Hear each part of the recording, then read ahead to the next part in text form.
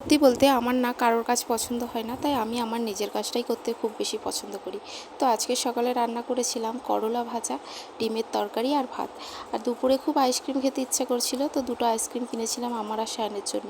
বাড়িতে এসে দেখি মুসুর ডালগুলো একটু নষ্ট হয়ে গেছে, তাই একটু রোদে দিয়েছিলাম। আর এই যে এখন অনেকটা সন্ধেও হয়ে গেছে, মুসুরির ডালগুলো তুলে নিচ্ছি। আজকে রান্না করব কুমড়োর তরকারি, মানে কুমড়ো আর গাজর দিয়ে তরকারি, আর একটু ছোলা ভিজিয়ে রেখেছিলাম।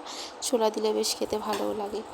এই যে আমি এদিকে কাটাকুটি করে রেখেছি, দাদাভাই আসবে মশলা করে দেবে, তারপর আমি রান্না করব। এদিকে আটাটাও মেখে রেডি করে রাখছি।